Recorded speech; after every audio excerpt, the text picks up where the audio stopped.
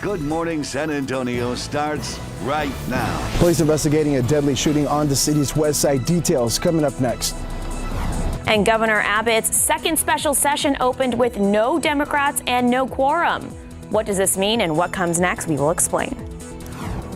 And here at home, taking a live look out at the Alamo City, 77 degrees to start your Sunday morning. For a lot of kids and a lot of families out there, this is the last Sunday before school starts. So what will it look like?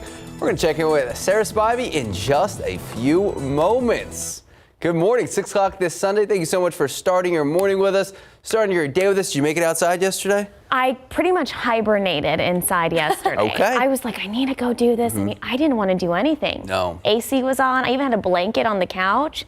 Yeah. Hold on, AC and the blanket. Yeah, I maybe was cranking my AC higher than normal. Okay. I don't know. It really wasn't like crazy hot yesterday, Sarah, but... Welcome back. Hey, thank you. Thank you. Yeah, I spent a good family vacation up in North Carolina. The highs were in the low 80s and the mornings were even in the 60s. Beautiful. Oh. It was really nice. But yeah, I saw that we got a good amount of rain earlier last week, and then we've kind of entered this stretch of hotter weather. And it may feel, Sarah, a little bit hotter than it actually is outside just because of the humidity and the fact that we have spent a lot of July and August already with average temperatures a little bit below normal. So again, we're looking at a hot day ahead as some kids, unfortunately, are ending summer and heading into the new school year. 78 degrees outside right now with some morning clouds. Winds are from the south at about 10 miles per hour. It's 78 in Helotes, 74 in Comfort,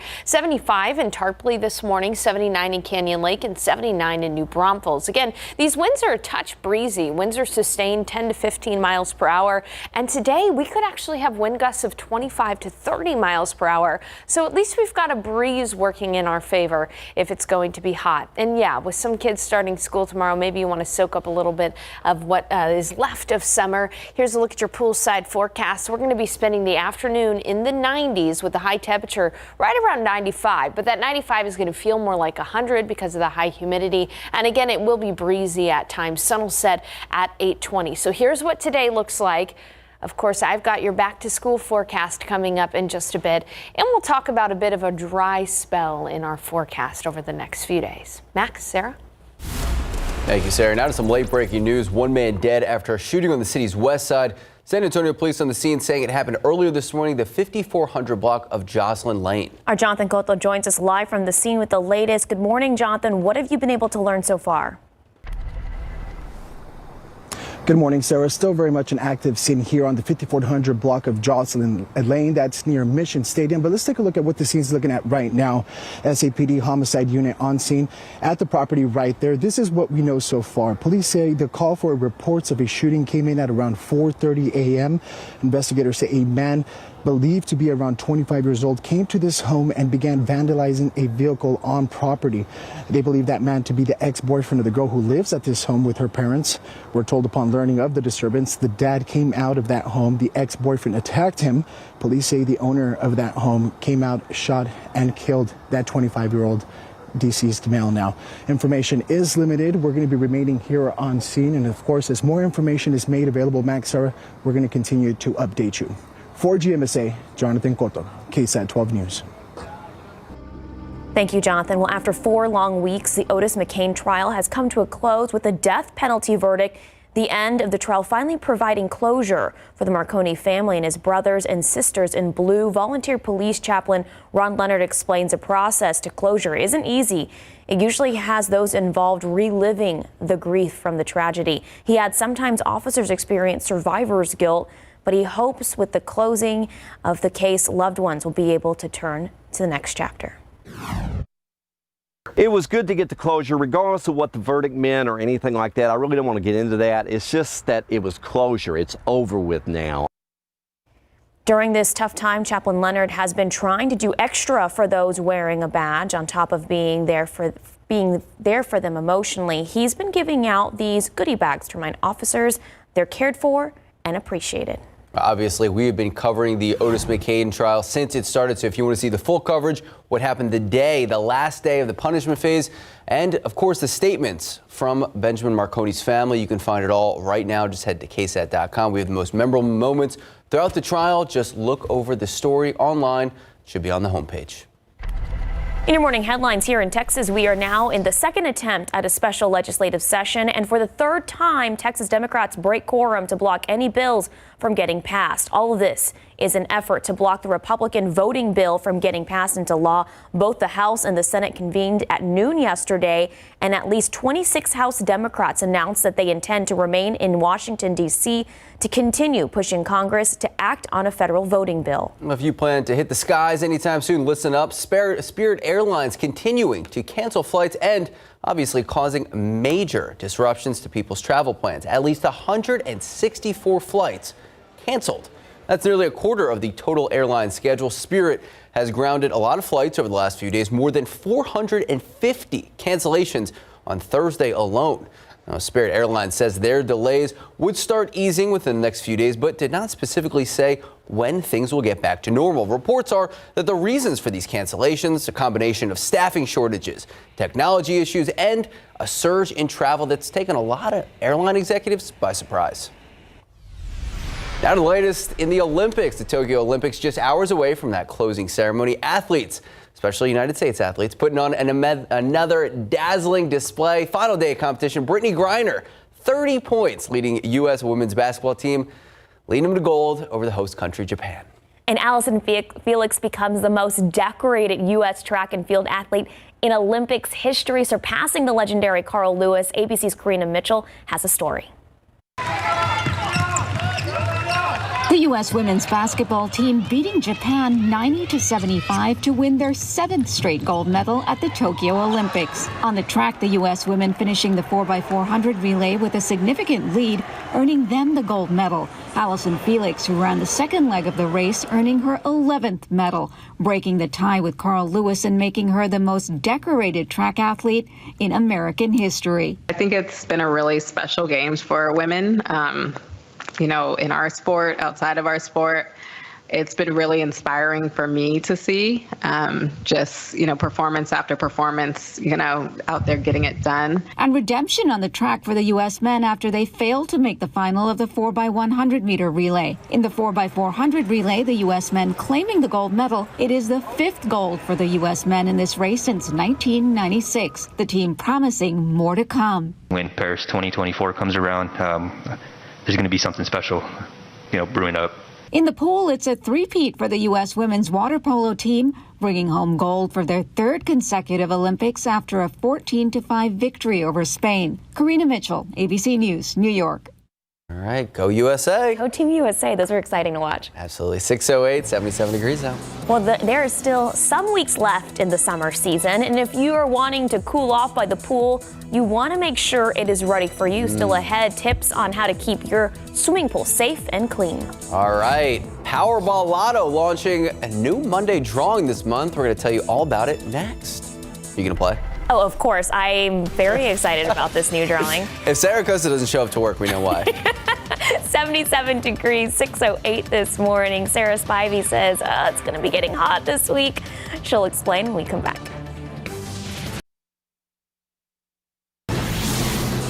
Well, Mondays will get just a little luckier starting this month. That's because Powerball is adding a new drawing. That's right. So the Powerball lottery will go from 2 days a week, Wednesdays and Saturdays, to 3 days a week, adding Monday nights as well. The new drawing will start August 23rd. In addition, Powerball introducing a new game called Double Play. It gives players more chances to win in separate drawings. So ticket holders will have another chance to match their numbers in the Double Play drawing with a cash prize of $10 million. Oh, okay. I checked my lotto ticket this morning. I did not win. I need to check to see if anyone won because I got it. It's like over 200. You have this fun theory, or I guess strategy. You don't play until the number's high enough. Yeah, because it's like, why play? If I'm not going to win $200 million, why play? So what is that line of demarcation? Yeah. What's like the line? Like, is 100 million where you're like, all right, when I'll start it starts playing. getting to like 80, 90 million, I'm like, because I see the sign every day on 35, and I'm like, Gotta play. Well, we're lucky today because Sarah Spivey's back. Welcome back, Thanks, Sarah. I've missed y'all a lot, so it's good to be back. And it's good to be back to the Texas heat. You'll determine if I'm being sarcastic or not at home. All right, let's take a look at today's forecast. Today, we are going to be seeing temperatures steadily climb into the mid-90s by the afternoon. We do have some clouds out there this morning, but those are quickly going to give way to mostly sunny skies. Even around noon, we'll already be close to 90 degrees, 91 at 2 p.m., 94 for the afternoon high temperature. And the sun will set at 8:20 and we'll still be in the 80s. Winds, though, are going to be breezy, so at least we have that working in our favor. We'll be seeing winds from the south at 10 to 20, gusting up to about 30 miles per hour. So again, a bit of a breeze. It shouldn't feel all that bad in the shade because of that breeze. So find some shade if you have plans outdoors today. So as I mentioned, there are some clouds out there this morning, but watch how quickly those clear out. We'll be mostly sunny by noon, and in the afternoon, sunny skies around San Antonio. Notice that closer to the coastal plain, Lavaca County, DeWitt County, there could be one or two isolated, very isolated showers in the afternoon. The coastal communities have a slight chance for rain today, but there is no chance for rain today in San Antonio. Zip, zilch, zero chance for rain. Instead, we'll be looking at mostly sunny skies, and it's going to be hot and humid. Dew points will be in the 70s throughout the day today, so that's going to add a few degrees onto what it feels like outside. So even though we're only going to be in the mid-90s, it should feel anywhere from 100 to 105 degrees around San Antonio, 104 potentially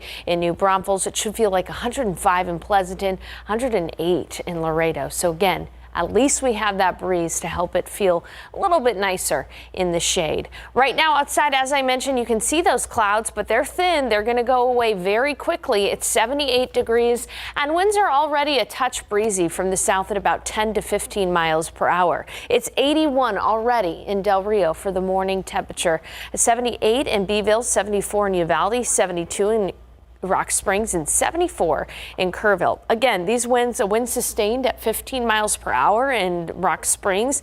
That is tapping into that Gulf of Mexico moisture, and that's, again, a bit of a double-edged sword. The breeze is bringing in the humidity, but it's going to make it feel a little bit better in the shade today. And the future cast, we do have an interesting setup here. A low over the panhandle of Texas and a high over parts of the southeast. Now, that is going to create that breeze, that pressure difference. Air moves from high pressure to low pressure, and so that's why we're going to have breezy conditions not only today but also for most of this upcoming work week. Now, as that high inches over a little bit further to us at the surface level, we are going to see a couple of coastal showers develop a little bit later in the week. Right now, our chance for rain in San Antonio this week is only about 10% from Thursday into the weekend. So we are going to enter a bit of a dry stretch with temperatures very warm. In fact, close to average with highs in the mid to upper 90s. Now, tomorrow is the first day of school for SAISD, Edgewood ISD, and South San Antonio ISD. So, kiddos, if you're up this early, this is a look at what your forecast is going to look like for tomorrow. 77 in the morning, muggy with some clouds, and a very similar day to today, mostly sunny and hot in the afternoon.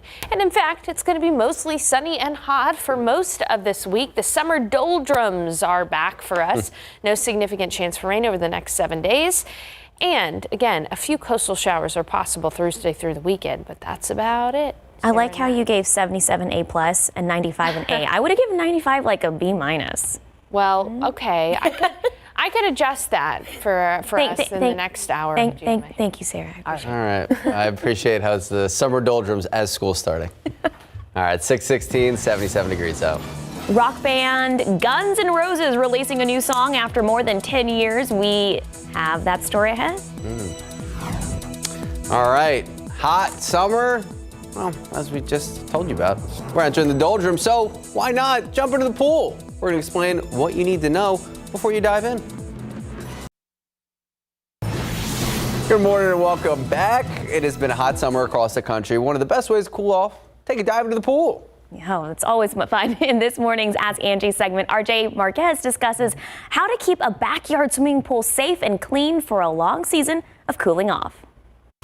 Pools are major investments, so it's important to install them properly and keep them clean. This morning, we have tips to maintain your pool for many years to come, plus things to consider if you're thinking about buying one. Having a pool in your backyard is an amazing luxury, but it does take some regular maintenance. Testing and adjusting the water chemistry is critical to make it a healthy swim. While your pool is open, you'll want to test weekly and adjust the chlorine and other chemical levels accordingly. If you're hanging out by the pool and notice any cracks in your pool's surface, be sure to fix them right away. Delay in these repairs can lead to the need for a full pool resurfacing, which can be both complicated and expensive. Pay attention to the water level in your pool. If it's dropping for no clear reason, it could be as simple as just evaporation, or it could be a signal that something's gone wrong with your pool liner, in which case you'd want to call in a pro. Look out for any wrinkling or puckering, particularly around weaker areas like steps, drains, and filters. If you're thinking about adding a pool to your yard, there are a few things to consider. Think about your budget. Pools can cost up to $100,000 depending on what features you add. Also, measure and tape the shape of your ideal pool in your yard so you can figure out exactly where you want it and how big you want it to be. When planning your pool, think about the features you'd like to add. Do you want to have a slide, a diving board, or maybe just multiple sets of stairs? Also, you could consider a heater or even a speaker system. Pool lighting is another really popular feature, particularly if you want to swim at night. Other things to keep in mind, brick, concrete, and tile can become very slippery around pools, so consider paving stones to keep your family and guests safe around the pool. And a screened pool enclosure can help keep bugs and debris out of the water, while gates with locks and alarms can help keep small children safe and deter unwanted guests. RJ Marquez, KSAT 12 News. Their float game, though. Lot to talk about there. Really fascinating. But better to have a friend with a pool than actually have a pool. You don't have to deal with all the maintenance. Exactly. Just got to go over and have fun. There you go. All right. 6:22, 77 degrees out. Well, singer Rihanna being all the talk this week online. We explain why next in today's entertainment news. Well, in today's entertainment news, Forbes has named a new woman the richest female musician in the world. Rihanna. Some would say she's worked her way up. You've been wanting to say that all morning. There's an umbrella joke here too, but whatever. While it's true the 33-year-old has had an amazing singing career, that's just a portion of her $1.7 billion net worth. Most of it actually comes from her luxury cosmetics brand, Fenty Beauty. Forbes estimates Fenty has brought her $1.4 billion alone. Wow, Rihanna's lingerie brand Savage by Fenty has also brought her an estimated $270 million more dollars. This means her singing and acting career are responsible for just $30 million of her fortune. Just some measly $30 million. All right. Next up, staying in the music category, Guns N' Roses firing off its first new song in over a decade. The legendary rock band's latest track, Absurd, released this week. That is the first studio release from Guns N' Roses since their album, Chinese Democracy, which came out 13 years ago. According to Rolling Stone's Absurd is a revamped version of a previous song called Silkworms. Guns N' Roses is currently touring North America through early October. A European tour is scheduled for next year. And, you know, people keep saying, when's Rihanna going to come out with new music? When's she going to do it? She doesn't have to. Oh, you pivoted from Guns N' Roses real quick. Yeah, because I was thinking about that. I had all these puns in my head. I had Sweet Child of Mine, Don't Cry, Be Patient. We're going to go visit Paradise City. It was going to be great. Sorry. But you can talk about an umbrella if you want. No. A Fenty umbrella. Ooh, $1.4 billion umbrella. All right, 6:27, 77 degrees out. All right, if you're one of those people who love to eat raw cake batter. Yum. I don't know. CDC actually has a new warning, E. coli, not yum. We're going to explain. Oh, no. Homicide units on scene of the 5400 block of Jocelyn Lane after reports of a deadly shooting. Details coming up next. Good morning, welcome back, and happy Sunday. 6:31 this morning, August 8th. And for so many kids, so many families, it is the last day of summer break. It's kind of like Do you remember that feeling? Of course. It's the worst, where you're like, oh, I don't want to accept it, but I'm kind of excited. You put your clothes out, but you're kind of excited, but you're kind of not. The first day was always great. Yeah, you get first to show day's off the new fun. swag, everything like that. Yeah. And then the second day, You're just like, oh, it's happening. Oh, man. Yeah, that's kind of how I felt, too. Now, if you are interested in finding out which districts start school when, we, of course, have all those resources on KSAT.com. Tomorrow, it's San Antonio ISD, Edgewood ISD, and South San Antonio ISD. That starts school. Now, things to know in the forecast over the next few days, including today. It'll be hot and humid today. That's about going to be our weather pattern for the foreseeable future. But at least we will have a welcome breeze all week. But we are entering into those summer doldrums. This is typically the hottest part of the year when we see an average high temperature right around 97. And we are going to be close to average, not only today, but for the next few days. What I don't have in the forecast is a triple-digit day. So there you go for that. All right, 78 degrees outside right now with mostly sunny skies. Southeast winds at about 15 miles per hour. So it's already breezy to start the day. We've got a wind at 12 miles per hour up in Kerrville, 17 in Canyon Lake. This, of course, is bringing in that Gulf of Mexico moisture. But during the peak heating hours of the day, that breeze is going to feel nice in the shade. So today, 82 at 10, 87 at noon. We'll be seeing skies clear very quickly here. Mostly sunny, 94 for the afternoon high temperature, but a heat index will be close to 100 to 105. South winds at 10 to 20, gusting up to 30 miles per hour. Coming up in the forecast, we're going to talk about the tropics and how they're starting to ramp up in places, and we'll talk about your back to school forecast coming up in just a bit. Max and Sarah. Thank you, Sarah. Now to that late breaking news this morning. A shooting on the west side ends with one man dead. Police still a heavy presence in the 5400 block of Jocelyn Lane. Now, just put that in perspective, just a couple blocks from Highway 90, right near Mission Stadium. Jonathan Cotto joins us live from the scene. Jonathan, what have police been able to tell you? Good morning, Sarah. Good morning, Max. Well, we're still here. There's still very much an active scene. Police have told us a little bit more details of what's transpired here this morning, but I want you to take a quick look at one of the vehicles right there at the distance. And now police tell us that is the vehicle of the girl that lives on property. The ex-boyfriend, who they believe is the ex-boyfriend, arrived here this morning and began vandalizing that vehicle here. Now, this is what we know so far. Police say reports of a shooting came at around 4:30 a.m. Investigators say a man believed to be around between 25 and 30 years old came to this home and began vandalizing that vehicle we were just talking about. They believe that man to be the ex-boyfriend of the girl who lives at this home with her parents. We're told upon learning of the disturbance, the dad came out of the home. The ex-boyfriend attacked him. Police say the owner of the home shot and killed the man. Now, I've had the opportunity to speak with witnesses, with some of the neighbors here on this street who tell us, you know, they came out because they heard the disturbance. In one case, one neighbor was able to offer live support, chest compressions on the victim. He didn't know who he was, but that effort was made. Now, this is all under investigation. Information is limited, but of course, we'll continue to keep you updated as that information is made available to us. Reporting for GMSA, Jonathan Cotto, KSAT 12 News. Thank you, Jonathan. A San Antonio grandmother making it her mission to turn her granddaughter's tragic death into a way to help others. Cynthia Alvarez started a nonprofit in honor of 6-year-old Soraya Bettis, a child who police say was shot and killed during a dispute at a car meetup on Mother's Day this year. Alvarez named the nonprofit Soraya Liana's Blessings. With it, she wants to raise awareness and financial support to other families who have lost a child to gun violence. Their first event is scheduled for next Saturday during a back-to-school drive. I can see her jumping for joy. I can see her giggling. You know, I can see the smile on her face because her organization is helping a lot of children. The man indicted for Soraya's death is Andrew Ray Elizondo, who is now looking at up to 99 years or life in prison. Alvarez says she will continue to keep her loving granddaughter's name alive. For more information on how you can help their nonprofit, visit this story on our website, KSAT.com.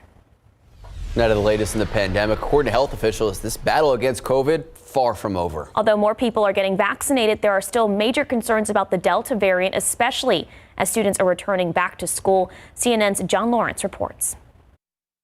A landmark moment for the United States as 50% of the population is now fully vaccinated. However, the virus is still posing a threat.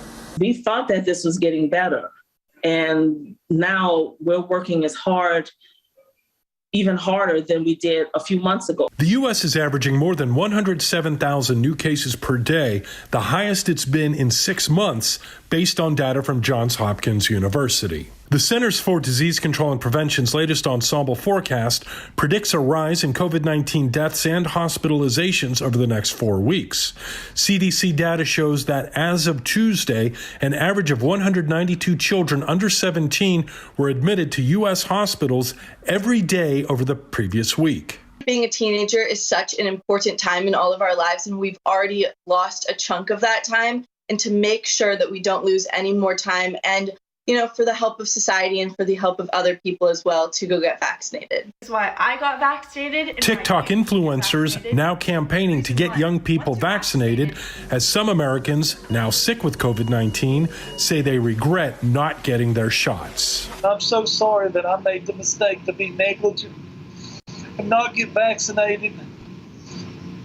Vaccinations are so important. I'm John Lawrence reporting. Now, Louisiana has the highest rate of new COVID cases per capita, followed by Florida. All of this based on data from their respective state health departments. Well, here at home, if you need to get your vaccine, there is a vaccine clinic going on today. It is at Davis Scott Branch YMCA. That's on the 1200 block of Iowa Street on the east side. It's happening from 1 p.m. until 4 p.m. We also have a full list of other vaccine clinics happening this week. Just head over to KSAT.com. All right, for so many families and students in and around San Antonio, this could be the last Sunday of summer vacation. But with that return to the classroom comes a lot of questions. That is why this morning on GMSA at 8 a.m., Saisd Superintendent Pedro Martinez joins us live. We're going to be discussing everything from COVID questions to expectations for the fall semester. If you have any questions you would like asked, you can submit them right now. Just head to the leading essay section of KSAT.com. And if after leading essay you still have questions about your kids heading back to middle school or high school, KSAT is hosting a town hall this week to help answer any questions. KSAT will be live streaming a back to school town hall on Wednesday at 7 a.m. You can submit your questions. Oh no, it's at 7 p.m. You can submit your questions right now on KSAT.com under our KSAT community tab. We also have a full list of all the COVID-19 protocols each district has in place. Just visit our website. And of course, it is a special weekend here in the state of Texas. It is tax-free weekend. It goes until the end of today. Take advantage of the tax-free weekend. You can save about $8 for every $100 you spend on those qualifying items. Parents looking to buy school supplies, clothes for their students, they can see big savings. We break down how this whole weekend event works. Just head to KSAT.com. And HEB is also having some discounts for teachers who need to stock up on school supplies. Any teacher who fills out an HEB form by August 23rd will be given a 15% coupon towards eligible supplies. The coupon will be valid through August 27th. To receive the offer, you must currently be employed as a teacher, authorized homeschool teacher, faculty, or staff at early childhood, pre-K or K-12 schools. Only one coupon will be available per educator, and the savings will max out at $50. Oh. We have a list of eligible school supplies educators can use a discount for right now on KSAT.com. It's a pretty good deal, though, $50. It really is, because those school supplies, they add up. That's right. All right, 640, 78 degrees now. Well, still ahead on GMSA, a beautiful home turns out to be a complete gut job for a couple in Pennsylvania. That story still ahead on today's Take a Look at This. And President Joe Biden congratulating Team USA on a Zoom call. We have details on the virtual meeting. That's next. 78 degrees at 6:40 this morning. Sarah Spivey is back from vacation. We're so happy she's here. She'll have our full Sunday forecast when we come back. Well, President Joe Biden and First Lady invited the U.S. Olympic team to the White House this fall to celebrate their medals in the Tokyo Games. That's right. So speaking on a Zoom call with the team from his home in Delaware, the president telling athletes that they made him and the country very proud. The president thanked the Olympians for making America look great as a collective nation. President Biden singled out gymnast Simone Biles for having the courage to say she needed help, which sets a great example for everyone. I love that. Now, she's done great, and I saw the Welcome Back to Houston video, and it is oh my gosh, so powerful. I was crying like when they get to see their parents and families. And I love that the Houston airport, got them there early so they can give their parents hugs. Well, congratulations to all of our athletes. One of my favorite moments of the Olympics was watching Sydney McLaughlin from the U.S. track and field team run the 400-meter hurdles, and it just looked like she was jogging. It's like she's not even trying. She was like this, and she beat a world record. Yeah, it's incredible. It's amazing. All right, well, let's take a quick check of the tropics. We are going to be watching the Caribbean islands because there are a couple of areas here with the potential to develop into tropical systems. Mainly that middle one there has a 40% probability of development in the next 5 days. Now, these do look like they're going to stay out in the eastern portion of the Atlantic, so we'll be watching these carefully to see if they do develop. It has been a little slow in July and August so far for tropical development, but the peak of Atlantic hurricane season is September 10th. So we've still got a while to watch the tropics and for the season to become more active. Outside right now, yes, there are some clouds early this morning as we're starting to see the first light of the day. The thing with these clouds, though, is they're going to be very short-lived. It's 78 degrees outside. We've already got a heat index making it feel like it's in the 80s. And we've got winds that are breezy, south-southeast winds at 15 miles per hour. And these winds are going to be with us throughout the day today. We could see gusts of up to 30 miles per hour. 80 at Stinson, 79 in New Braunfels, 74 in Bandera, 72 in Los Maples, waking up in Devine at 74 degrees, 77 in Gonzales, and 77 in Seguin. Again, these winds are going to help us out a little bit, keep things a little bit cooler in the shade, at least feeling a little bit cooler in the shade, but it's still going to be a hot day no matter what, no matter where you go around the metro area. Winds are from the south sustained at 10 to 15 miles per hour. They're also bringing in some higher humidity. So the summertime humidity, it's here with us. It's going to be with us all week long, but we are going to see the sun today. Here's a look at the futurecast. This is a look at 9 a.m. Still some morning clouds in the area, but by 10 we'll be looking at completely clearing skies, mostly sunny around noon. One caveat to the weather today: if you live out in Lavaca County, toward Hallettsville, even toward Cuero and DeWitt County and Gonzales, a small chance, 10% for a coastal shower. Today here in San Antonio, though, it'll stay dry and it'll be hot. 94 for the high in San Antonio, 93 for the high in Kerrville, 101 forecast high in Del Rio, 97 in Eagle Pass, and 101 in Laredo. But again, because of the high humidity, that 94 in San Antonio has the potential to feel like 100 to 105 degrees. It is going to be a very hot and humid day. Feel like temperatures anywhere from 100 to 105 all across the KSAT 12 viewing area. 82 at 10, 87 at noon. Again, breezy winds from the south 10 to 20, gusts up to 30 miles per hour, and then a hot afternoon near 94. Mild this evening with temperatures falling into the 80s by 10 p.m. Let's take a look at our broader weather pattern, shall we? There are some showers across parts of the panhandle of Texas and into Oklahoma. This is around a trough of low pressure. However, this is not going to make it to us in San Antonio because we've got a weak ridge of high pressure that's going to be moving into place and keeping out the rain. Tomorrow, first day of school for many folks, many kids, including San Antonio ISD, Edgewood ISD, and South San Antonio ISD. Going to be mostly sunny and hot, still feeling like summer, even though summer break will be over. 95 for the high tomorrow. And then again, with that high kind of meandering in place, it's going to keep out a lot of healthy rainfall for us. However, across the coastal communities, there could be 1 or 2 isolated showers. And so the rainfall potential over the next 7 days is 0 around San Antonio, but closer to Houston could be a couple of tenths of an inch of rainfall. Looking at that 7-day forecast, nothing but heat. Temperatures climbing up into the mid-90s every single day. Although I will say our average high this time of year is 97, and we have not hit 100 degrees so far this summer. By the way, just because it's not as hot this summer, that doesn't really mean anything for our winter or our fall.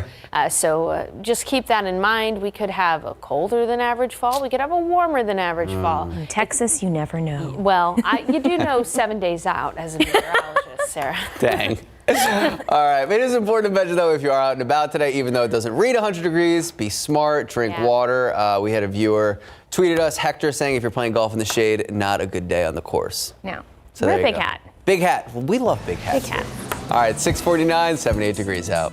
Well, a house bursting with a colony of bees and a San Francisco treat is back and free of charge coming up in today's Take a Look at This. But first, we are testing our luck. Looking at the lotto numbers, pick 3, 0, 3, 5, Fireball 2. Daily 4, 3, 4, 0, 4, Fireball 7. Cash 5, 1, 5, 10, 18, 32. Texas Lotto 2, 11, 15, 25, 42, 49. And Powerball 7, 24, 36, 54, 60. Powerball 23, Power Play 2. Good morning, welcome back, and happy Sunday. A couple getting stung by a huge renovation bill. Wait for it. Because they discovered nearly 500,000 bees in the walls. We try to be punny here. CNN's Jeremy Roth has today's. Take a look at this. When a couple purchased this 1872 Pennsylvania farmhouse, they knew it needed work. What they didn't know is a colossal colony of bees hidden inside the home's walls would result in a complete gut job. The couple said they were aware there were bees in the home, but once expert Alan Latanzi started removing wall panels, he found nearly 500,000 bees, estimated to have been there some 35 years. 3 colonies were safely relocated to Latanzi's bee farm, but the couple now face a stinging price tag of $12,000 for the removal and resulting reconstruction. Meanwhile, over in Virginia, state officials are making pleas for more bees. A government program is offering free equipment to residents willing to put beehives near their homes. Officials say Virginia has been losing 30% of its bee population yearly due to disease and pests, which stings because bees are crucial pollinators for both crops and trees. The program, which ends soon, aims to front the cost for aspiring amateur beekeepers to help with this pollinator population problem. And while it's not bee-related, folks in San Francisco are buzzing about the long-awaited return of these big yellow fellas. The city's historic cable cars are back in limited service after being suspended in 2020 due to the pandemic. Current cars are limited, but officials say they should be back in full service soon. But in the meantime, to celebrate the comeback, residents and visitors can enjoy a San Francisco treat: a month of rides free of charge. For Take a Look at This, I'm Jeremy Roth. Our future amateur beekeeper. I don't know anything about beekeeping. Yeah. I would love to, but it's a lot. It is a lot. It's a lot of responsibility. 6:54, 78 degrees out. Let's take a look at some birthdays. This is Joshua. Happy birthday, Joshua. Nice. 13 years old. Star in the making.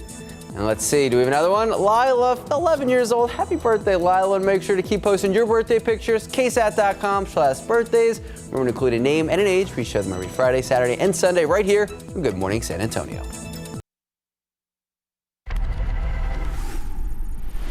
One man dead this morning after a shooting taking place here on the 5400 block of Jocelyn Avenue. That's a couple blocks off of Highway 90 and near Mission Stadium. Good morning. I'm Jonathan Cotto. Police say the call for reports of a shooting came in at around 4:30 a.m. Investigators say a man believed to be around 25 to 30 years old came to this home and began vandalizing a vehicle on that property. They believe that man to be the ex-boyfriend of the girl who lives at this home with her parents. We're told upon learning of the disturbance, the dad came out of the home. The ex-boyfriend began to attack him.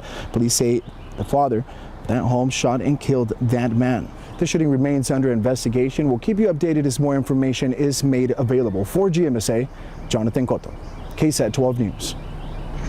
Clouds out there this morning, but skies are going to clear quickly, and we'll be looking at mostly sunny skies by noon. It'll be 87 at noon, but 94 for the afternoon high temperature in San Antonio. Heat index closer to 100 though, so hot day. At least there will be a breeze. South winds at 10 to 20, gusting up to 30 miles per hour at times. Now, looking ahead to the forecast, first day of school tomorrow for a handful of school districts, including SAISD, South San Antonio ISD, and Edgewood ISD. It is going to be hot for the first week of school for those kids. Temperatures in the mid-90s. A small chance for an isolated shower Thursday through Saturday, but we'll be looking at the coast carefully there. Yeah, it's interesting to see a week here without a significant chance for rain, especially given the fact that both July and August so far have been fairly rainy. Max and Sarah. Speaking back to school, we got a good program coming up at 8, right? Yeah, we do. SAISD Superintendent. Now we're going to be talking about a lot. We know a lot of parents, a lot of families have so many questions with kids back in the classroom. So we're going to be talking about the COVID questions, expectations for the fall, and if there's like a line of demarcation, a possibility of going back to virtual with all this Delta stuff going on. Interesting. A lot of questions to be answered. Make sure you tune in at 8 a.m. See you at 8. It's just an hour away, y'all. Live from KSAT 12. Good Morning San Antonio starts right now. Right now on GMSA at 8 a.m., a man is dead after police say he was shot in front of his ex-girlfriend's home. What we know about this investigation so far. A number of school districts in San Antonio and the surrounding areas preparing to open their doors and welcome students back in the classroom. Details on our back-to-school coverage coming up next. Well, San Antonio ISD Superintendent joining us live in today's Leading SA segment. We are talking students return to the classroom, COVID protocols, and what you should expect this coming semester. Sarah Spivey is back with us this morning. 78 degrees at 8 a.m. Those clouds lingering. Sarah will have your full forecast in just a bit. Good morning. It is 8 o'clock this Sunday, August 8th. Thank you so much for joining us this morning. For so many families, so many students, this is the last Sunday before summer break ends. Yeah, summer break ends. But as Sarah Spivey was telling us, we are really just entering those summer doldrums. Yeah, it's going to be very hot and pretty dry as far as the rain goes over the next few days. But guys, I'm so happy to be back with you guys this morning. Sarah. So happy to have you back. Very grateful for my coworkers for filling in for me. I was on vacation to the Smoky Mountains. That's a picture of me and my husband out there. We had just finished a 5-mile hike, so a little sweaty. But it was a great vacation. Shout out to Katie Blake for taking care of my cat Nora while I was away too. Nora would have been a little bit more mad at us if we didn't have anybody to take care of her. But as Max was mentioning, you know, it's going to be a summery forecast for us. Outside right now, we are starting to see these morning clouds break up, but it's still mostly cloudy. It's 78 degrees. We've got south winds at about 10 miles per hour and already a heat index this morning.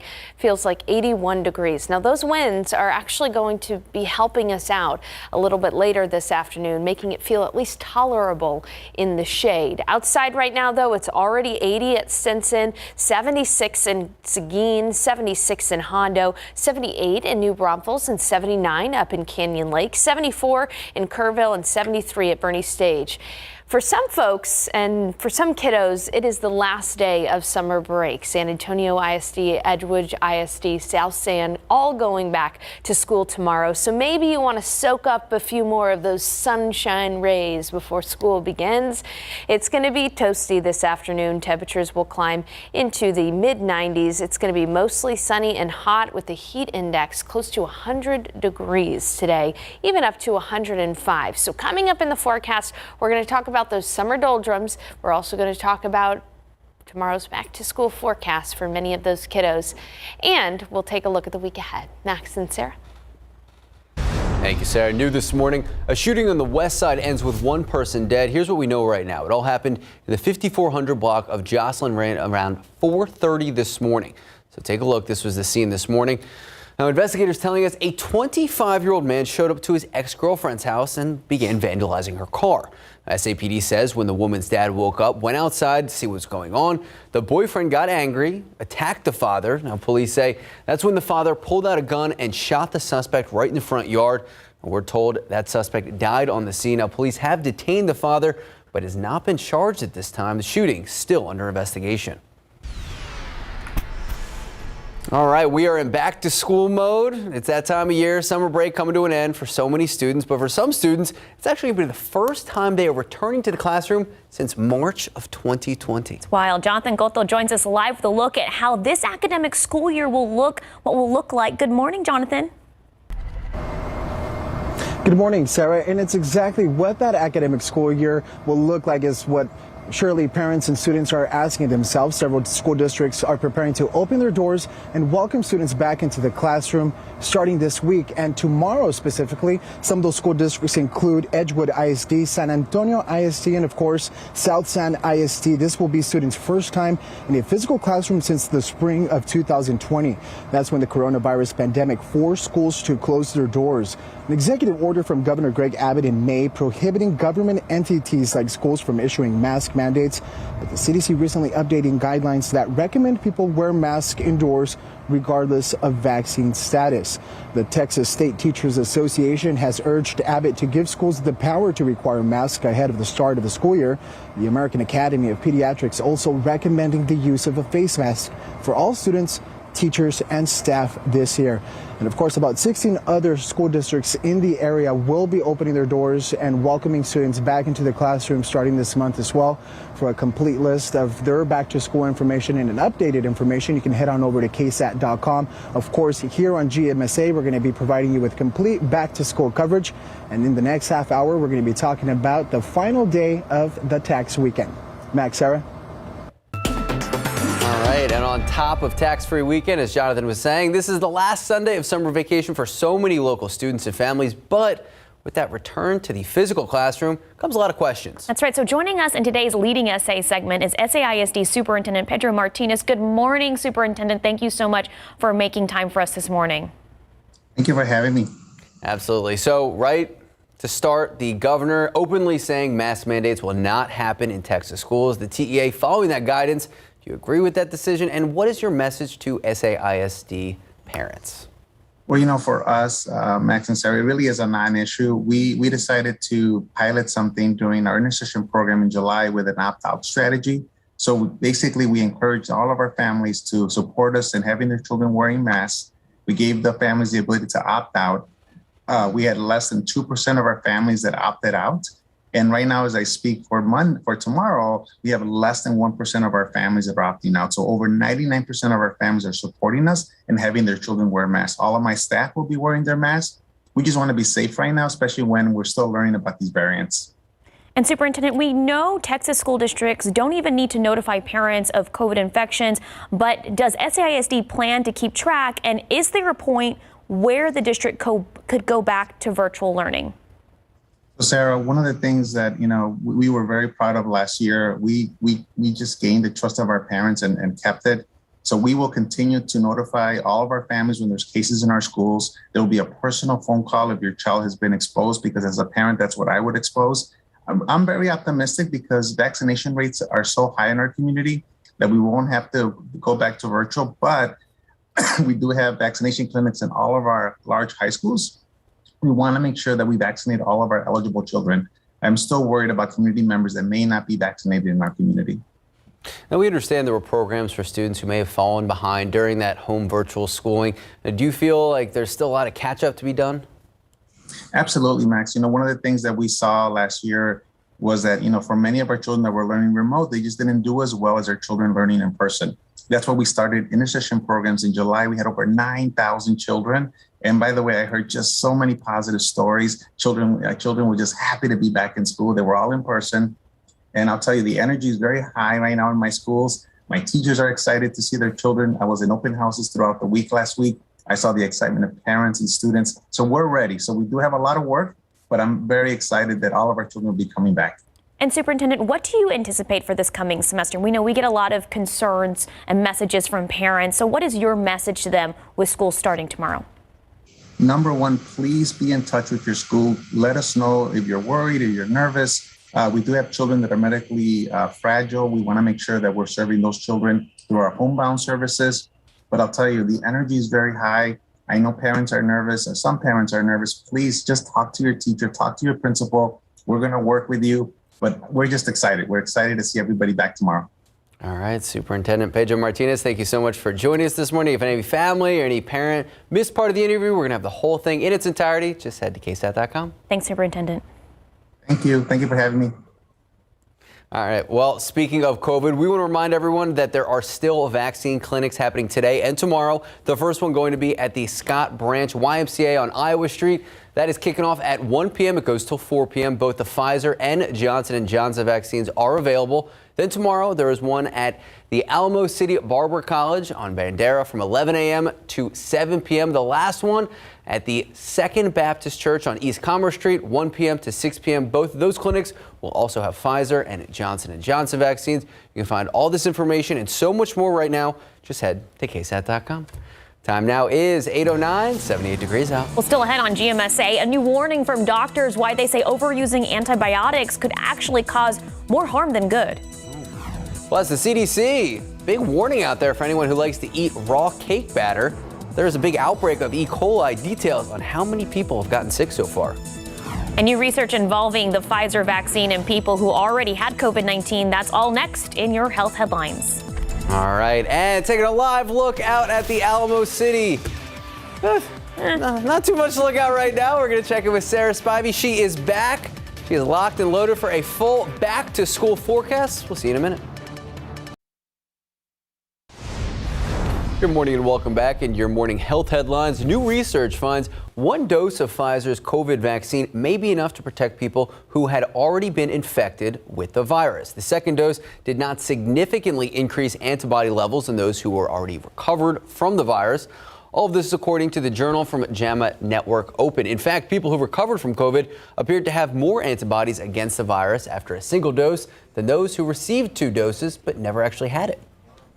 Well, antibiotics fight infections and save lives, but overusing them could actually cause more health problems. With more, here's ABC News' Alex Perche.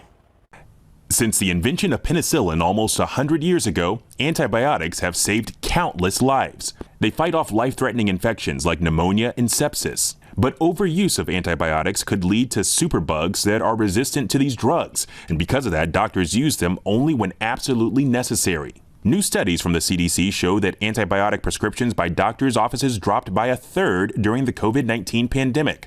They also found antibiotic use in nursing homes went down considerably. Researchers think there may be several explanations for this. First, they think social distancing and quarantining limited the spread of diseases that might need antibiotics. They also think decreased doctor's office visits during the pandemic led to less prescriptions for those drugs overall.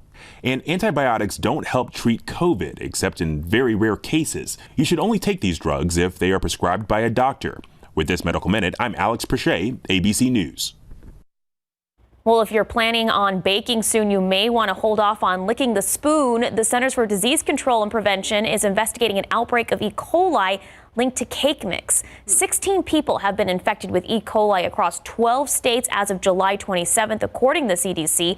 7 of them have been hospitalized. Most of the infected people are children, and they are female. Investigators are now trying to pinpoint the common brands and production facilities by looking at purchase records. The CDC is recommending people not eat raw cake batter or cake mix because flour or other ingredients can contain harmful bacteria. All right, I had never heard of just eating the raw cake batter before. See, that is crazy, Max. Yeah. What kind of childhood did you I know. have? I'm just saying, like, mom would make it, you know, and then she'd be like, who we wants didn't bake the in my spoons? family. That was just the thing. I mean, even out of a box? Yeah, no. Yeah. We were much more barbecue things. Oh. Speaking of which, good day to barbecue? Yeah, if you can barbecue in the shade. Okay. And of course, I'm just making fun, Max. I'm sure that you had a wonderful childhood. It's shocking to I didn't us. realize you were taking shots at my It's just shocking to us that you've never tried cake batter before. Yeah, no, not a thing. It's yummy. All right. Don't do it, though. Don't do it. Do not do it. Yeah, let's not contradict ourselves. Okay, outside today, we are going to have the heat and the humidity. Temperatures are going to climb into the mid-90s in the afternoon. We do have clouds out there right now, but as I've mentioned, those clouds are going to be clearing. By noon, it'll be mostly sunny and 94 for the high temperature today. The good news is we are going to have a bit of a breeze. Winds will be from the south at 10 to 20, gusting up to 30 miles per hour. So at least in the shade, we're going to have that breeze. Although it is going to be a very toasty day. Sun will set at 8:20 tonight and temperatures should drop back into the 80s by midnight. As I mentioned, we have these clouds out there this morning, but they quickly will dissipate, and around noon it'll be mostly sunny. There's going to be one exception to the fact that it'll be dry around San Antonio. And for our coastal communities, there is an off chance for a stray shower. We're talking Hallettsville, Gonzales, Cuero areas in DeWitt County. Those areas have a small chance, about 10 to 20% for an afternoon shower today. But here in San Antonio and points west toward Del Rio, Eagle Pass, Uvalde, Rock Springs, it'll be dry this afternoon and it'll be hot. Temperatures are going to be climbing into the mid-90s, as I mentioned, but we are going to have high humidity all day long. So dew points in the 70s are going to allow for it to feel like 100 to 105 degrees. So So again, even though the thermometer is only going to reach about 94 degrees in San Antonio, it could feel up to 102. It could feel up to 103 in New Braunfels, 105 in Gonzales and Pleasanton, 106 in Del Rio, and 107 in Cotulla. So by no means is it going to be a comfortable day outside, but at least we're going to have that breeze. Here's those morning clouds, as you can see out there. 78 degrees right now, south winds at 10 miles per hour. It's 79 in Del Rio, 70 in Eagle Pass, 74 in Kerrville, 72 in Rock Springs, 79 in New Braunfels, and 78 in Gonzales. And right now a sustained wind in Rock Spring of 16 miles per hour, sustained at 10 in San Antonio.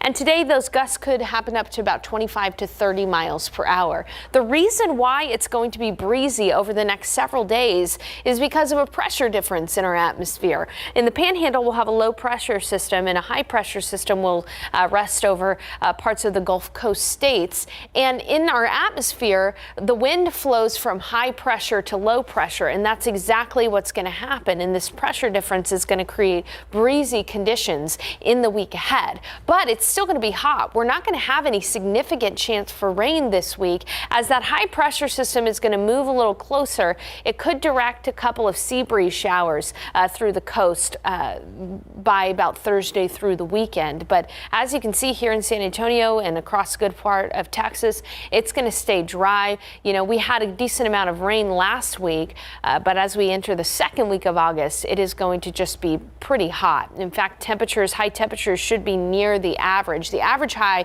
this time of year is 97. And as you can see, we're going to be toasty with highs in the mid 90s. So back to school tomorrow for South San ISD, SAISD, and Edgewood ISD. I'm giving this forecast an A+, even though I know it's going to be a little hot, but we're going to start the school year off right, okay, with an A+. 77 tomorrow morning, muggy with some clouds, and then in the afternoon, 95 degrees, mostly sunny and hot. I had to dock off that plus there for the afternoon because it's going to be so hot. But still, a nice day tomorrow for those kiddos starting school. Recess will be nice and toasty outside all week long. And again, a small chance, 10% for a stray shower Thursday through the weekend. Hey, the tropics are heating up a bit, so coming up in the next forecast, I'll talk about the tropics. Max and Sarah. Very cool. Time now, 8:20, 78 degrees out. Well, still ahead, a recap of the game between the San Antonio Spurs and the Memphis Grizzlies. No. Plus, send your kids back to school with confidence. After the break, details on when our next KSAT Community Town Hall is happening and how to submit your questions. Let's take a look at these lotto numbers. Pick 3, 035, Fireball 2, Daily 4, 3404, Fireball 7. And your Lotto Texas 2, 11, 15, 25, 42, 49. There it is. Powerball 7, 24, 36, 54, 60, Powerball 23. Power Play 2, good luck. We'll be right back. Good morning, welcome back, and happy Sunday. For a lot of families, school starting back up this month. Parents still have a lot of questions. That's why we are hosting another back to school KSAT Community Town Hall live streaming to answer all those questions for you. This time focusing on middle school and high school age children. So this Wednesday at 7 p.m., Ursula Perry will be joined by several panelists, including a child psychologist, counselor, education, nonprofit leader, and a teacher. If you have any questions, whether it be about COVID-19 or the upcoming school year, you can submit them right now on our website. Just head over to the back to school section. Again, it's happening Wednesday, 7 p.m. on KSAT.com. All right, time now is 8:25, 78 degrees out. Well, still ahead on GMSA, raising awareness and financial support for families who may have lost a child to gun violence, how you can support the new nonprofit. Plus, we're hearing the latest when it comes to COVID across the country. We're starting to see a new surge in that Delta variant. We're going to break it all down next. Good morning. Welcome back and happy Sunday. I'm Max Massey. I'm Sarah Acosta. It's Sunday, August 8th. Happy last Sunday for some families and some students who may be starting school up tomorrow. I know SAISD is a big one starting tomorrow. There's a lot coming up. Not only this Monday, but next Monday, the following Monday. No, we're doing all the back to school coverage. So leading up to getting back in the physical classroom, when you were growing up, what was your go-to move? I would lay out my clothes. I would have a little fashion show and decide what I was going to wear. So Sarah, what is the best bet for students to wear tomorrow in regards to temperature? Well, it's going to be hot. Maybe not a sweater. So definitely not a sweater. I don't know what, the school uniform rules are, so I won't pretend to say what you should wear and shouldn't wear for the kids. But it is going to be a hot day tomorrow, all week long. We're going to have temperatures climbing up into the mid-90s. So a couple of things to know for the weather this week is that it will be hot and humid today. No surprise there. But the good news is we will have a welcome breeze all week long so that it won't feel all that bad in the shade. But yeah, we're back to the pattern of dry and hot and humid weather that is typical of the first to second week of August. This is typically our hottest time of the year. And after about, let's say the 15th of August, we start to see our average high temperature go down a bit, but it's still going to be hot all week long. So outside right now, we do have some clouds, and these clouds are going to be very short-lived. You can already see peaks of blue sky behind these clouds. It's mostly cloudy, though, at the moment at the airport where this camera is. 78 degrees with a heat index already of 81. It is going to be a hot day. You know it's going to be a hot day when we're already starting off with a heat index. So it's 77 in Seguin, 79 in New Braunfels, 73 at Bernie Stage Airfield, 75 in Tarpley, and 75 in Devine. There is a bit of a breeze out there right now with winds from the south at about 10 miles per hour. But today those winds will be from the south at 10 to 20, gusting up to 30 miles per hour. So a bit of a breeze in the shade. It won't feel all that bad. It'll be 87 at noon, 94 for that afternoon high temperature with a heat index of 100 to 105. So a very hot day on deck for us. That's what the rest of the week has in store. Usually around this time, we really don't get a significant chance for rain unless we have a tropical system near us. So speaking of the tropics, I'll have a look at the Atlantic Ocean and how things are heating up in the tropics coming up in just a bit. Sarah and Max. Thank you, Sarah. In your latest news, a San Antonio woman has made it her mission to turn her granddaughter's tragic death into a way to help others. Cynthia Alvarez started a nonprofit in honor of 6-year-old Soraya Pettis, a child who police say was shot and killed during a dispute at a car meetup on Mother's Day. Alvarez named the nonprofit Soraya Liana's Blessings, where she wants to raise awareness and financial support for other families who may have lost a child to gun violence. Their first event is scheduled for next Saturday during a back-to-school drive. They've already received donations. I can see her jumping for joy. I can see her giggling.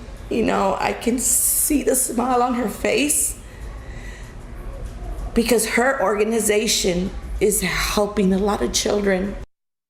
The man indicted for Soraya's death is Andrew Ray Elizondo, who is now looking up to 99 years or life in prison. Alvarez said she will continue to keep her loving granddaughter's name alive. For more information on how you can help their nonprofit, you can visit this story on our website, KSAT.com.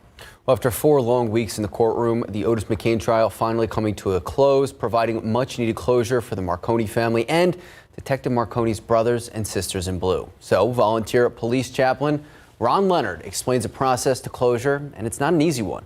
It usually has those involved reliving the grief from a tragedy. He adds, sometimes officers experience survivor's guilt, but he hopes with the closing of the case, loved ones will be able to turn the chapter. It was good to get the closure, regardless of what the verdict meant or anything like that. I really don't want to get into that. It's just that it was closure. It's over with now. And during this tough time, Chaplain Leonard has been trying to do extra for those wearing a badge on top of being there for them emotionally. He's been giving out these goodie bags to remind officers that they are cared for and are appreciated. Well, Texas Democrats break quorum once again as a second special session is called by Governor Greg Abbott. They convened this weekend with still many missing. Several of those Democrats say they will remain in Washington, D.C. in an effort to push Congress to act on a federal voting bill. The previous session ended Friday without any bills being passed. The new session comes with an expanded list of items added to the agenda by the governor. They include priorities like the voting bill that caused the House Democrats to break quorum in the first place, as well as COVID-19 relief funds, education during the pandemic, and potentially changing the legislative rules regarding quorums. Meanwhile, 22 House Democrats filing a lawsuit against some of the top state Republicans in federal court. That lawsuit alleges that GOP officials' effort to bring them home for the special legislative session actually infringed on their constitutional rights. Those constitutional rights of freedom of speech and freedom of petition. Now, defendants named in the suit include Governor Greg Abbott, House Speaker Dade Phelan, and State Representative James White. On your morning headlines, New York Governor Andrew Cuomo, under a lot of political pressure, could now face misdemeanor charges if investigators find a criminal complaint substantive enough. That substantive complaint actually accuses him of groping an aide. Still too early to say whether Cuomo himself will be questioned. Now, all this according to the Albany County Sheriff, but Cuomo promised a very comprehensive investigation into the woman's claim. Now, the complaint is the first known instance where a woman has actually made an official report with law enforcement agencies over alleged misconduct by the governor. The governor denies these accusations. U.S. Customs and Border Protection say shots were fired at one of their agents during a routine patrol in El Paso. The incident happened on Friday, and authorities believe the shots came from the Mexican side of the Rio Grande River. Border Patrol says no one was injured in the gunfire, and the suspects were seen fleeing in a car. It is thought that around 20 rounds were fired towards the agent. The shooting is now under investigation by the FBI. Now to the latest in Afghanistan. The Taliban seizing control of their first major city in Afghanistan. According to a report by CNN, the northern city of Kunduz is the first major city, the sixth largest Afghani city, to fall to the insurgent group since they began their offensive resurgence back in May. This marks a huge blow to the Afghan government. The northern city, the third of 4 provincial capitals that the Taliban has captured in recent days. A string of victories that comes as foreign forces led by the United States complete the withdrawal from the area. 27 new COVID-19 cases have been linked to the Olympics, bringing the total number of infections to 436 since the games started. The new cases did not involve any athletes, according to Tokyo 2020 organizers on the last day of the games. They were all among contractors, media members, volunteers, and games-related personnel. Meanwhile, Tokyo has reported over 4.5 thousand new cases just on Saturday. And back here in the U.S., just over half of America's population is now fully vaccinated, but that's not enough to hold off the new surge in cases. Hospitals in the Gulf Coast states, they are filling up. Americans, they are still denying the efficacy of masks and vaccines. ABC's Janae Norman explains.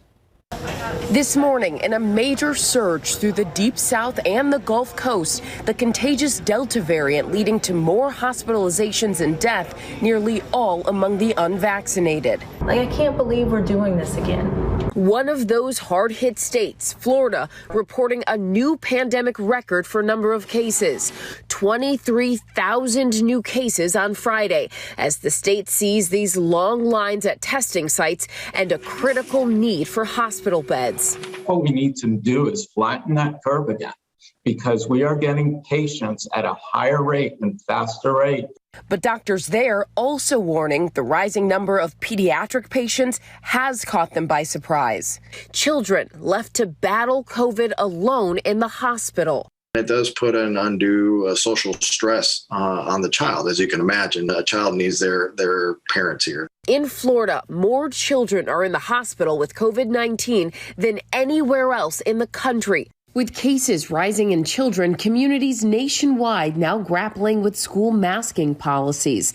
Hundreds of cases reported at school districts in the Atlanta area. ABC affiliate WSB speaking with a mom in a county that had to quarantine its students after an outbreak. They said your children are here. They cannot go to the classes because they were exposed to COVID. Across the country, as more Americans are choosing to get vaccinated, Letisa Mccain, a North Carolina healthcare worker, hopes her experience encourages the undecided to get the shot. The awfulest thing is when you're trying to catch your breath and you cannot breathe. Despite working on the front lines, she'd chosen not to get vaccinated.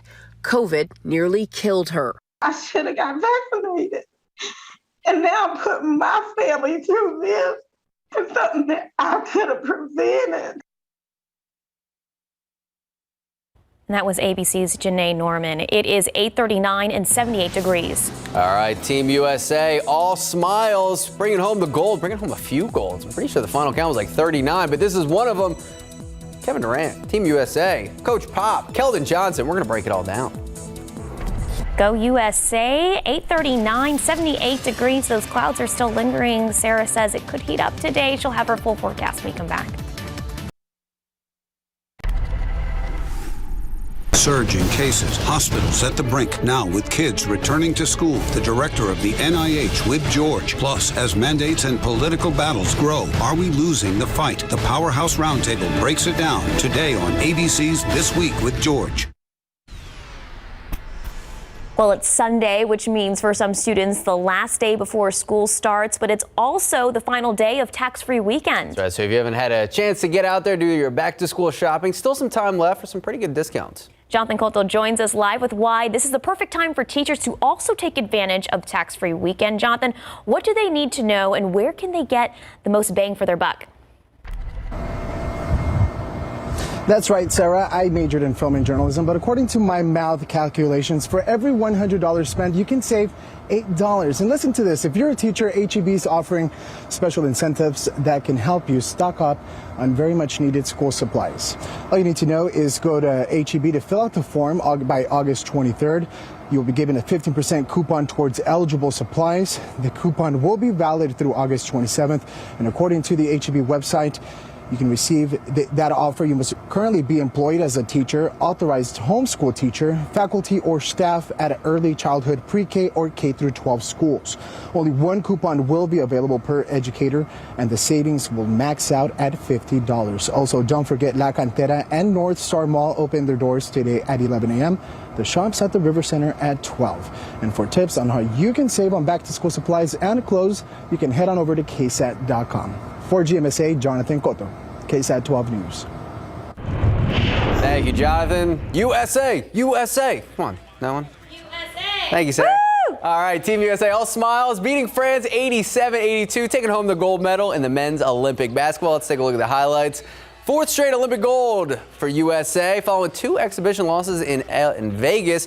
Then, after losing their pool play opener to France, this was really a redemption game, a revenge game, but Team USA never lost the faith. Kevin Durant leading Americans 29 points. A stressful summer for Team USA head coach Greg Popovich. Often said basketball is a game. You win some, you lose some, you go home. But this was different. The Olympic gold medal fills one of the few voids on his long resume. Also important to mention, Spurs 21-year-old forward Keldon Johnson, now an Olympic gold medalist.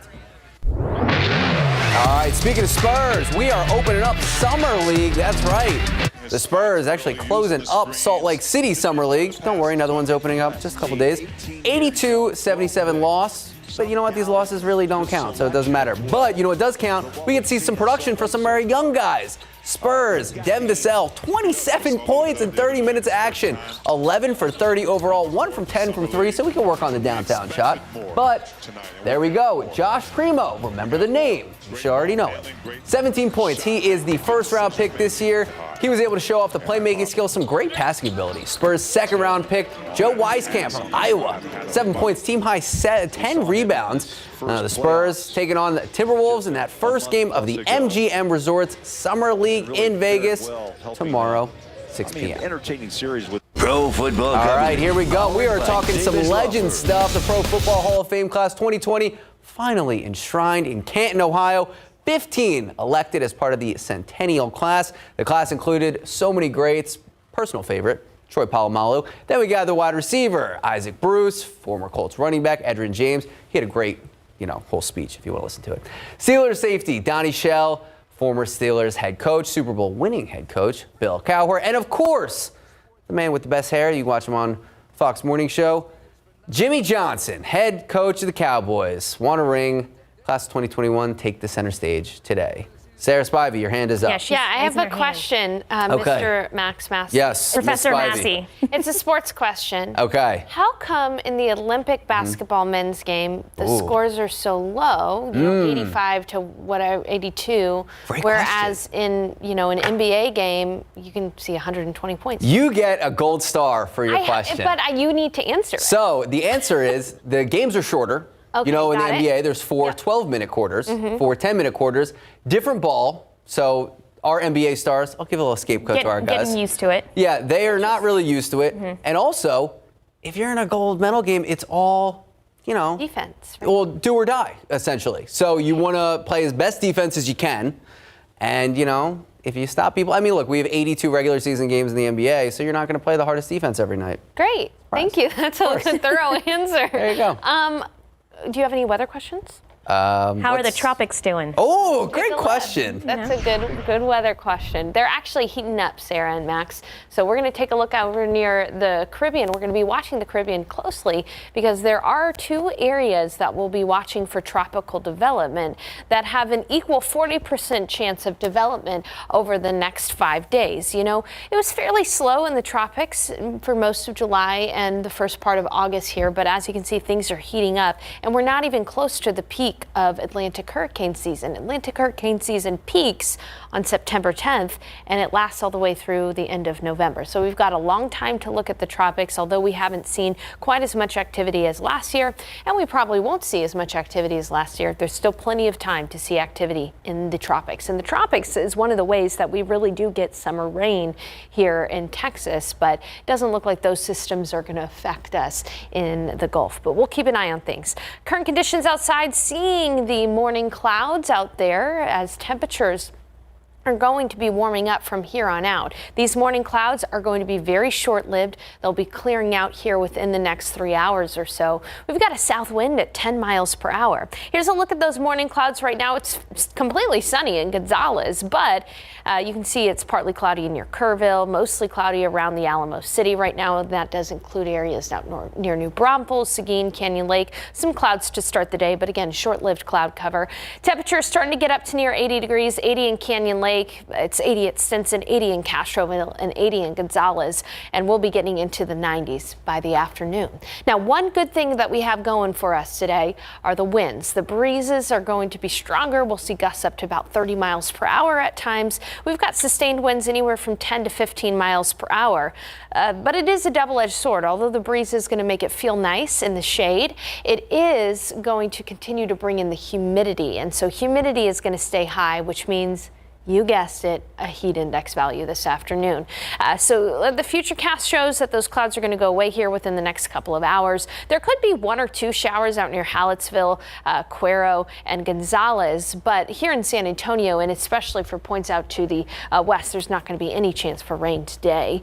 We'll be looking at a high temperature in the mid-90s around the Alamo City and the metro area, 95 in New Braunfels, 94 in Gonzales, 95 in Hondo, low 90s up in the Hill Country, 92 Rock Springs, 93 in Kerrville, and triple digits for Del Rio and Laredo in the forecast. But as I mentioned, that high humidity going to make it feel, even though the high temperature will only be about 94 in San Antonio, it'll still feel like 100 to 105 out there, in spite of the fact that we will have that breeze. So if you do have to spend time outdoors today, find some shade if you can.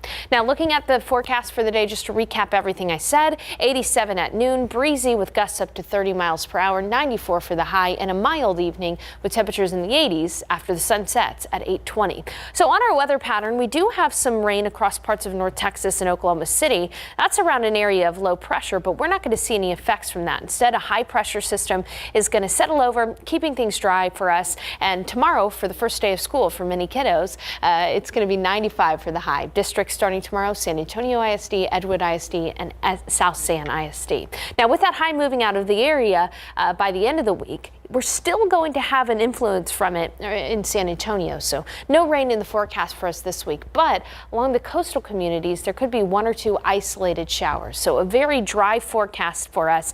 No rainfall potential over the next 7 days in San Antonio. But again, a couple of coastal showers could be possible Thursday through the weekend. A hot and dry summer weather pattern for us. It's been fairly rainy for July and pretty rainy last week. Again, no significant rain chances in the forecast this week. By the way, pollen count still has not come in, but when it does, I'll have it on KSAT.com. Perfect. All right, 8:52, 78 degrees out. Well, up to 40% of Americans are nearsighted. Another 60% are farsighted. But tomorrow on GMSA, we're looking into the vision issue that could be the source of other health complaints.